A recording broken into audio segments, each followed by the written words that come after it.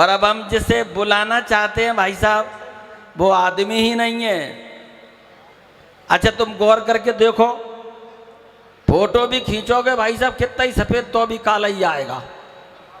ये पिछले जब समय इस बंधु की शादी हुई ना, तब पत्नी ने मना कर दिया कि मैं तो आदमी के साथ शादी करने की सोच रही थी, भैंसे को कहां से पकड़ लाई। बंदे की फिर भी शादी हो गई, पत्नी के साथ ला गया आगरा। और संजय भाई ने पत्नी के साथ जो ताजमहल देखा, वह दुर्घटना घटी, वो धकेल के बुलाता हूं। होठों पर मुस्कान बिखेरे, मंद मंद मिश्री सी घोली। और ताजमहल की छटा देखकर संजय जी की पत्नी बोली कि देखो शाहजहां ने कितनी अच्छी बिल्डिंग बनवाई और हमारे लिए आपने एक ईंट भी नहीं लगाई। संजय जी ने बड़े लाड से पत्नी को समझाया था। शाहजहां ने पत्नी के मरने पे इसको बनवाया था। मुझ पे ये उपकार न जाने किस जीवन में आप करेंगी। इस जीवन में तो लगता है हमें मार के आप मरेंगी। उठाना और थोड़ा सा सिरदर्द उठे तो फौरन आप दवा लेती हो। ताजमहल तो 10 बनवा दूं, मौका ही तुम कहां देती हो। ऐसे उठाइए पीछे तक के हाथ, घनघोर तालियों के साथ उसी आदमी को बुलाइए जो आदमी नहीं है। गेड़े की तरह उसमें भाई साहब गुदगुदी भी नहीं होती है। ऐसे बजाइए धमाकेदार भाई संजय खत्री इंदौर से। हाँ देख लो।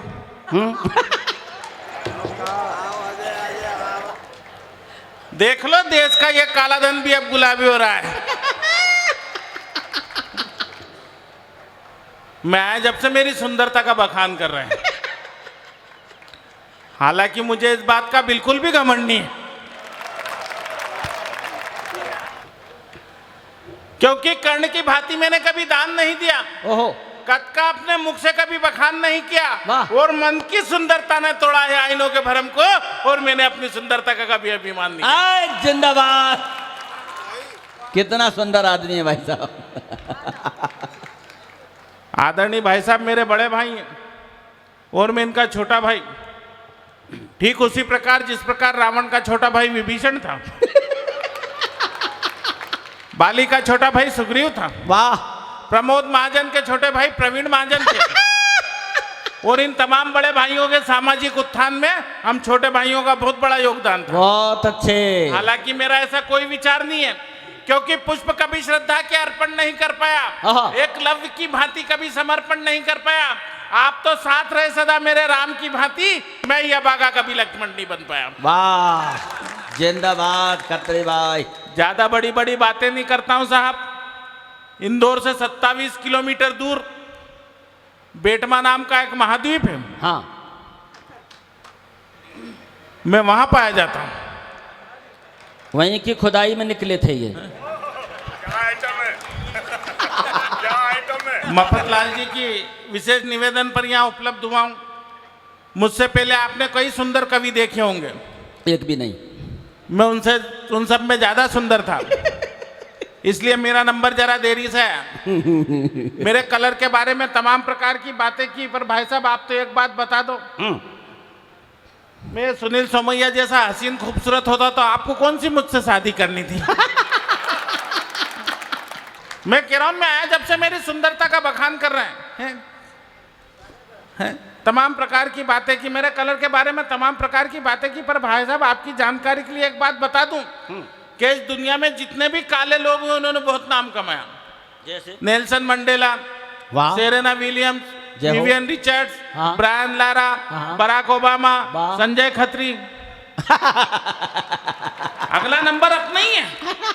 और वो विवियन रिचर्ड तो नीना गुप्ता के सहयोग से भारत को एक तोहफा भी देके गया। हाँ, दे गया। सही बता रहा हूँ भाई साहब, वो तो मेरा वेस्ट इंडीज जाना नहीं हो रहा है, वरना उसका तोहफा में उसे प्याज समेत लौटा कर आऊं। ये भी देशभक्ति है। ये कह रहा था भगत सिंह पैदा करो, राजगुरु पैदा करो।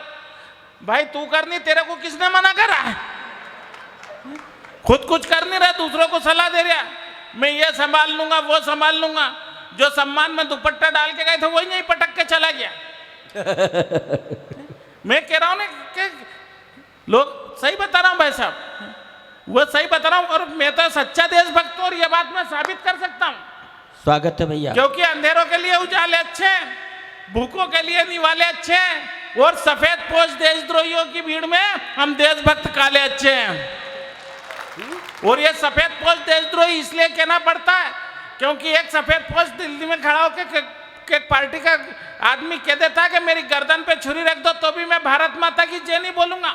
समस्या यह नहीं कि उस बेवकूफ नालायक ने बात की, समस्या यह कि जिस वक्त उस बेवकूफ नालायक ने बात की, यदि वो छुरी यदि उसके गर्दन की बजाय यदि उसकी जुबान पर रख दी होती तो ये समस्या ही खड़ी नहीं होती। वाह। और तकलीफ तो तब हुई जब देश के छोटे छोटे कवियों ने बड़ी बड़ी कविताएं लिख दी। मैंने तो केवल 4 पंक्तियां लिखी। हाँ। कि गलती कोई भी करे उसे हर पिता को अपनी वसीयत बच्चों में बराबर बांट देनी चाहिए, गलती कोई भी करे उसे डांट देनी चाहिए, और जो जुबा भारत माता की जय ना बोले मेरा तो कहना जुबा को ही काट देनी चाहिए।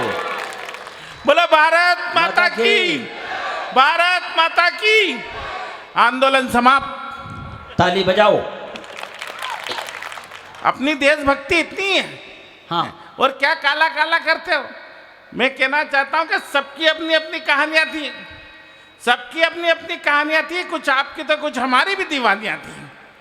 सबकी अपनी अपनी कहानियां थी, कुछ आपकी तो कुछ हमारी भी दीवानियां थी। और आप इतिहास भूल गए, आपको पता नहीं है शायद। हाँ। अकेले काले कृष्ण कन्हैया की 16,000 पटरानियां थी। शाबाश मेरे माटी के शेर। बोल रेवती भैया आ गए। इन सब कवियों का जन्म हुआ है। हाँ, आपका अवतार हुआ है। कस के बांधो, कस के बांधो भैया, गांठ तो लगा रहे हो, गर्दन तक न जाए। मैं कह रहा हूं ना, इन सब कवियों का जन्म हुआ है और मेरा अवतार हुआ है। आप सभी भाग्यशाली लोग हैं कि आज आपको इस अवतारी पुरुष के दर्शन प्राप्त हुए। हाँ है? इसलिए मैं खड़ा हुआ हूं तो एक बार मेरे सम्मान में भी तालियां बजाइए। वाह। क्योंकि मैं के कान में आकर तो कहने से रहा कि ताली बजाओ ताली बजाओ, नहीं मैं कर भी सकता हूं, पर क्या है सारी प्रक्रिया में समय बहुत लग जाएगा, समय बहुत लग जाएगा। और आपको मालूम है समय किसी के पास नहीं, समय किसी के पास नहीं। क्योंकि माना बेबी को बेस पसंद है, बेबी को बेस पसंद है, सलमान को एस पसंद है, मालिया को केस पसंद है, लालू को भेस पसंद है, और हमने चुना है ऐसा प्रधान देश के लिए जिसको करता पूरा विश्व पसंद है। वाह। कहने का तात्पर्य ये भाई साहब के लोग अपना काम भूल गए, जिसे जो काम सौंपा गया करने को राजी नहीं। हमें काम मिला कविता पढ़ने का, देखो हम बारी बारी से पढ़ रहे कि नहीं। हाँ। आप सबको काम मिला ताली बजाने का, बजाओ। और मैं तो कहना चाहता हूं कि मैं अपने काम के प्रति इतना सजग हूं कि यहाँ मंच पे बैठा हुआ एक भी कवि नहीं होगा, और कवि छोड़ो यहाँ मौजूद एक भी श्रोता नहीं होगा। ये बात मैं साबित कर सकता हूँ। अच्छा, राखी सावंत ने स्वयंवर रचा, आप में से कौन कौन व्यक्ति स्वयंवर में गया? कोई नहीं गया। मुझे मालूम है कोई नहीं गया। मैं गया। मैं गया क्योंकि मैं देश का एक जिम्मेदार नागरिक हूँ और अपनी जिम्मेदारी समझता हूँ। मैं गया और जाकर कहकर आया कि देख राखी 2 मई 2007 को मैंने शादी कर ली, अब तू भी कर ले, मेरे भरोसे मत रहना। और मैं तो कहना चाहता हूँ कि मेरे साथ घटनाएं नहीं दुर्घटनाएं घटित होती। वैसे मेरा जन्म एक दुर्घटना, किसी के लिए हो नहीं हो, मेरी पत्नी के लिए तो है।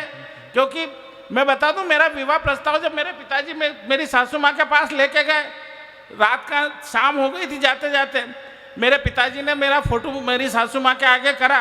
मेरी सासू माँ ने चश्मा पोछा, चश्मा लगाकर फोटो देखते उछल पड़ी, अरे वाह मेरी छोरी गोरी गट न तेरा छोरा काला कट। मैं बूढ़ी जरूर कोई भिंडी गेली थोड़ी हो कि मेरी गाय जैसी छोरी किसी बेल से ब्याह दूं। मेरे पिताजी बड़े चतुर, और हो भी क्यों नहीं, क्योंकि मेरे पिताजी उन्होंने कहा नहीं बहन जी नाराज मत होइए, दरअसल में नहीं गलती मेरी है, मैं फोटो की जगह नेगेटिव उठा के ले आया। ऐसे मेरा विवाह, और मुझे पाने के लिए मैं ऐसे थोड़ी प्राप्त हुआ मेरी पत्नी को। हाँ। मेरी पत्नी ने मुझे पाने के लिए बहुत जब तब किए।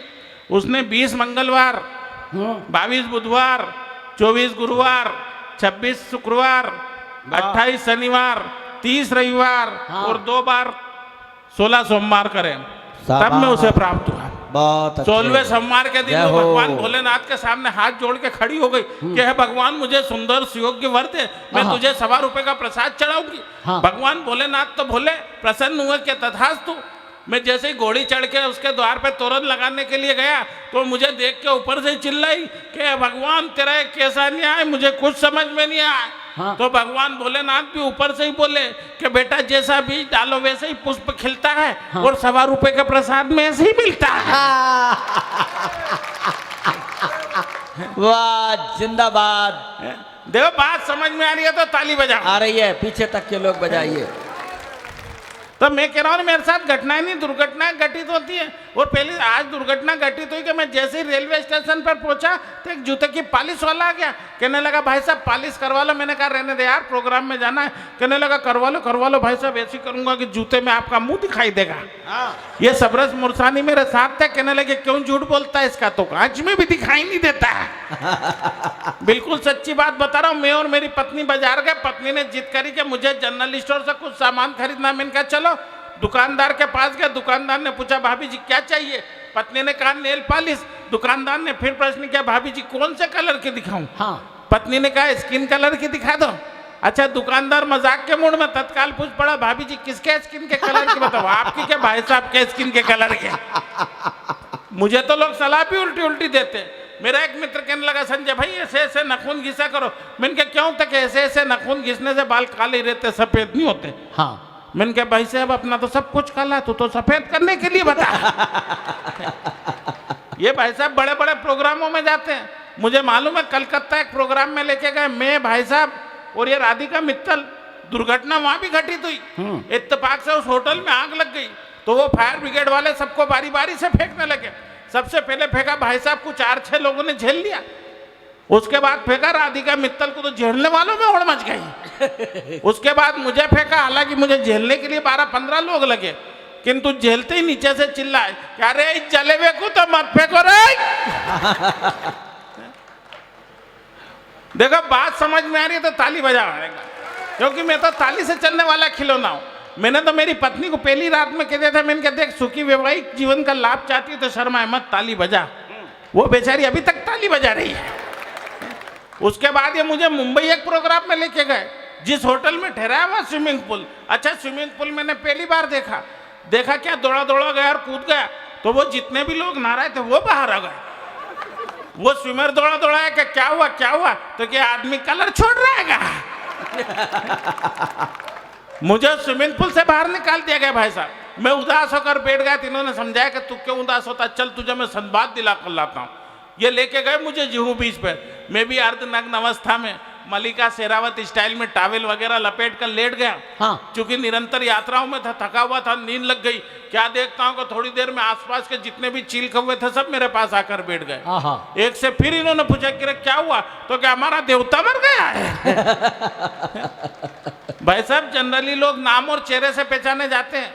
मैं विश्व में एकमात्र ऐसा इंसान हूं जो केवल अपने दांतों से पहचाना जाता हूं, क्योंकि अंधेरे में यही दिखाई देते हैं। मेरे विवाह के बाद जब मेरे बच्चे गोरे भूरे होते आसपास के लोगों को शंका पैदा हो गई। हाँ। यहाँ तक कि मध्य प्रदेश सरकार तक चिंतित हो गई। ये प्रजाति धीरे धीरे नष्ट हो रही है, इसकी सुरक्षा अत्यंत आवश्यक है। उन्होंने तत्काल एक पत्र केंद्र सरकार को लिखा मुझे Z+ सुरक्षा दिलाने के लिए। हंसने की बात नहीं है साहब, जब इस सहिष्णु देश में असहिष्णुता की बात करने वाले देश के गद्दारों को पुलिस सुरक्षा प्रदान की जा सकती है, तो मेरे जैसे कलमकार को क्यों नहीं की जा सकती। जिंदाबाद। मेरी तो ये स्थिति है कि अगर अंधेरे में खड़ा रहूं तो गिलेरिया और छिपकलियां मेरे ऊपर चढ़ जाती है। प्रोग्रामों में जाऊं तो कई लोग तो मुझे बोरिंग मशीन वाला समझते हैं। अभी पिछली बार वेस्ट इंडीज मैच जीत गई तो लोग मेरे घर बधाई देने आ गए कि बधाई। मैंने कहा क्या हुआ, तो कि वेस्ट इंडीज मैच जीत गई। मैंने कहा इसमें मेरा क्या योगदान, तो कि नहीं आप पैदाइश नहीं हुई कि डिलीवर गलत जगह होगा। जय हो। और मैं तो धन्यवाद देना चाहता हूँ पूरी आयोजन समिति को कि आपने प्रोग्राम शनिवार के दिन रखा। यदि रविवार के दिन रखा तो मैं तो आ ही नहीं सकता था, क्योंकि मैं कल शुक्रवार को निकला था। रविवार के दिन रखते तो शनिवार को निकलना पड़ता, और शनिवार के दिन मैं घर से बाहर नहीं निकलता हूँ। घर से बाहर निकलूँ तो मोहल्ले की औरतें मुझे शनिवार समझकर तेल चढ़ा जाती है। और उसके बाद वो अगरबत्ती कान में खोज जाती है और दीप बत्ती सिर पर ठोक जाती है। वाह।